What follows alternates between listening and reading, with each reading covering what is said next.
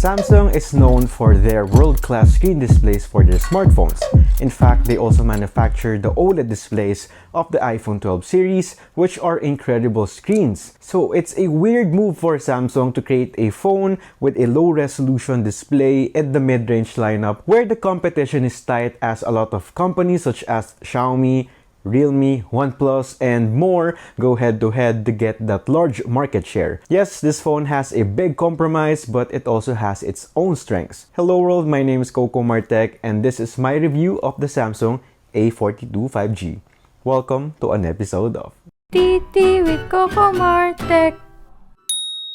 If you're looking to buy a fast phone by Samsung and you don't have enough budget or a kidney to buy the latest and greatest flagship phones, the Samsung A42 5G is a nice option to explore. The Samsung A42 5G's design is slightly questionable. At the top of the phone, you have a microphone. At the right, you have the volume rocker and the power button. At the left, the hybrid SIM card tray with the micro SD card slot. At the bottom, you have the 3.5mm headphone jack port, the USB Type-C port, another microphone, and a fairly small bottom-firing speaker. So far, everything's kind of standard. Okay, so the back and frame are made of plastic. Samsung is actually calling this Glastic since it's made of plastic but kinda looks like glass.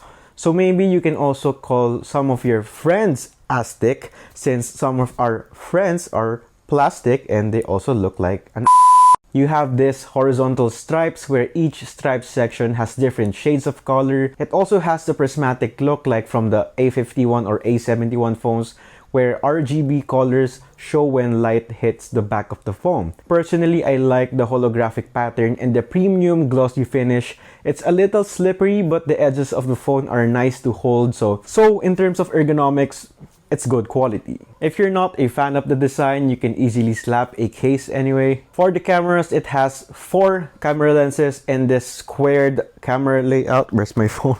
For the cameras, it has 4 camera lenses at the back and this squared camera layout, a 48 megapixel f1.8 wide main lens, an 8 megapixel f2.2 ultra wide lens, a 5 megapixel 2.4 macro lens, and a 5 megapixel 2.4 depth sensor. You also have an LED flash just below this camera layout. I like the box layout. It looks symmetric to me. Maybe we'll see bigger sensors for the mid-range smartphone soon. At front is where they surprisingly compromise the quality. Their signature screen display. This screen display is a 6.6-inch Super AMOLED screen display with 720 by 1600 pixels, 84.3% screen-to-body ratio, 20 by 9 aspect ratio, and a pixel density of 266 pixels per inch. 266 pixels per inch. Okay, to put this into perspective, the Realme 3 from 2019, which cost around 4,000 pesos today or around $80 has 270 pixels per inch. The PPI of the PPI of the A42 5G is really low and you can really notice pixelations when you use the phone, so text won't be as sharp, and of course you can only watch up to 720p videos in YouTube, Netflix, or any platform.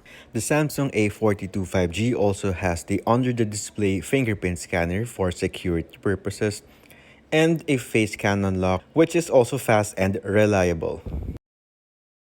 Okay, so here's the thing. Is the phone worth it because of that screen? This is not a sponsored video, but yes, I think it still is. If you're coming from a 720 or 1080p phone that's using an LCD display which may cost less and you want to upgrade to a fast Samsung phone, then it may not really be a big problem for you to adjust to this lackluster screen. But if you're downgrading from a 1080p screen, maybe OLED with high refresh rate, you might be disappointed with the display. But you see, specs aside, it's actually not that bad. It's still punchy and vibrant just like with other Samsung phones, and the viewing angles are also great because of the Super AMOLED display by Samsung. Sometimes I even forget that it's a 720p screen since Samsung just makes the best or amazing screens. If only they made it either 720p 90Hz or 1080p 60Hz, this would be a no-brainer, great phone to recommend. Also, I'm not a fan of that notch. It would be better if you just made it a punch hole style. But for me, that 720p screen display is the only major problem of this phone. Everything else is good enough for me, especially the speed. You have a Qualcomm 8nm Snapdragon 750G and Adreno 619 for the GPU. 6 or 8 gigabytes of RAM and 128 gigabytes of internal storage. This phone is fast and snappy even though it's not 90 or 120 Hz. It still is buttery smooth. A part of it is because the Samsung One UI has tremendously improved over the years and it doesn't lag at all. Opening apps and multitasking are great experiences. I also have the Note 20 Ultra, and when you compare the A42 5G beside the Note 20 Ultra, the A42 5G still feels fast. Even with gaming, you can do lots of smooth gaming experiences with the phone, and the shocky part is, and this actually really surprised me, the phone didn't heat at all, which is mind-blowing since I've tested a lot of phones from budget to flagship, but this is the only time I felt that the phone wasn't cooking or warming my hands when playing. I remember testing the Samsung A71, which really heats when playing games. The Game Booster app from Samsung did a brilliant job on preventing this phone from heating. So we are done testing the gaming experience and it was really nice unexpectedly. So I was expecting it to lag and have a lot of raindrops because it's a Samsung phone where it has a lot of reputation to lag over time or cause heating problems during playing games, but this one did not. I was really happy with the game experience. So if your concern is you're going to have a bad experience because it's a 720p screen, that did not happen for me. I think it's better than most of the 1080p screens from other brands. So it's not really a problem for me and I'm happy with that. So we're done with the gaming test and let's check out how the cameras perform.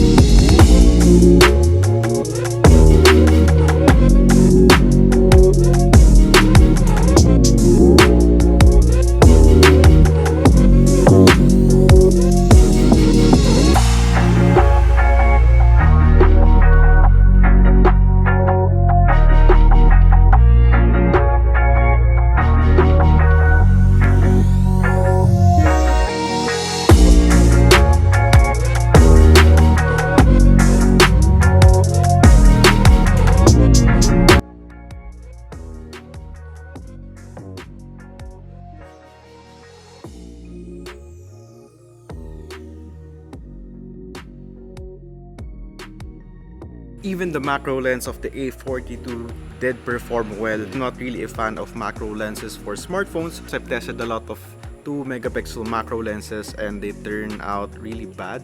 So I'm really happy that the 5 megapixel macro lens of the Samsung A42 is really good.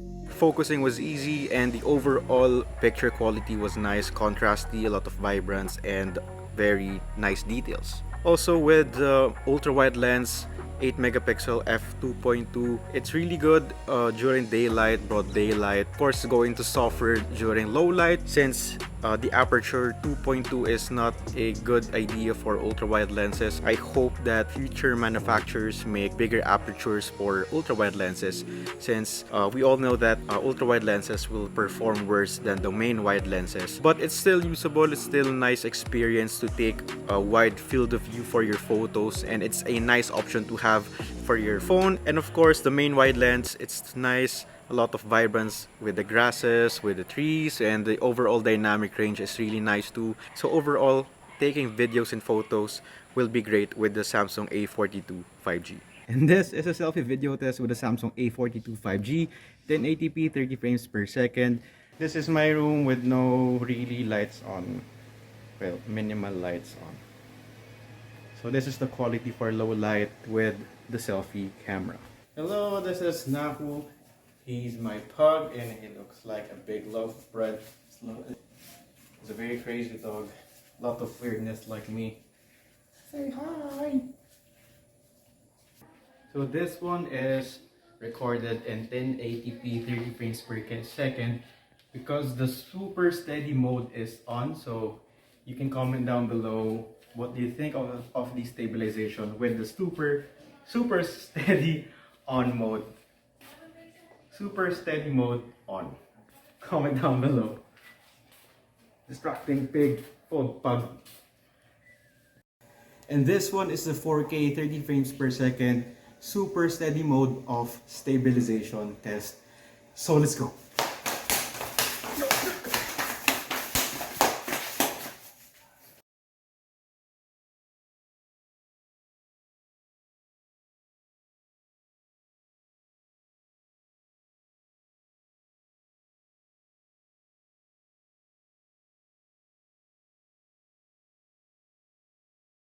I was surprised by the gaming performance, but I am more surprised by the battery life. Believe it or not, and I'm going to show you the actual data, I started the day yesterday with 100% of battery and I had 8 hours and 57 minutes of screen on time. Mind-blowing, right? But wait, there's more! I did not charge the phone since then and I had additional 1 hour and 24 minutes screen on time and I still have 27% of battery left. That's just ridiculous. A huge 5000 milliamperes of battery powering an OLED screen and an efficient processor, plus it's a 720p screen so less pixels are being pushed by the phone. On the other hand, charging time is a little slow. It supports 15-watt charging but the battery is big at 5000 milliamperes, so charging for 30 minutes gave me around 25% and charging from 10% to 95% took me 2 hours. In terms of its main feature, the 5G, well, it really depends on your area. Here in the Philippines, only a few places have 5G installed. 5G is not present in our area, but 5G is 5G, so I guess the data speed will still be fast with this phone. It's really ideal to have a phone with a long-lasting battery performance since 5G really eats up the battery real quick. Lastly, let's talk about the speakers.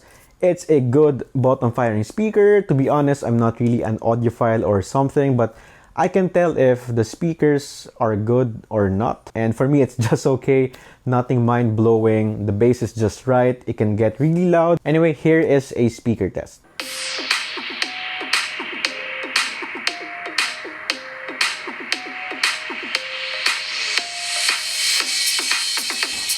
So, the verdict. Is the Samsung 4A 5G a good phone to recommend? Well, you see, it really depends since all phones have compromises anyway. If you love Samsung, if you love a fast phone, if you want a future-proof phone with 5G, and if you want one of the best batteries in the market, despite it having only a 720p screen display, then yes, I would really recommend this. But the thing is, this phone, as of making this video, is priced at 9,990 pesos or around $420 US. But I've also researched that the phone costs way cheaper in other countries. So if you got a good deal with this phone, buying this is a good idea. There are a lot of options out there and I would recommend checking out other phones like the OnePlus 8. Well, the OnePlus 9 is actually coming soon, so maybe wait for the OnePlus 9. You can also check out Xiaomi phones, the Xiaomi Mi 10 or Xiaomi, well, a lot of good Xiaomi phones. The Realme X50 Pro, which I really love to review. So Realme, if you're watching this, I'll make time for you. Anyway, that's it for this video. I hope you enjoyed. If you have questions, just comment down below and I'll try my best to reply. I also hope that you're having a nice day so far, and if not, follow me on my social media accounts and let's talk. I'll try my best to make your day better. My name is Coco Martek and I'll see you in my next one. Stay safe.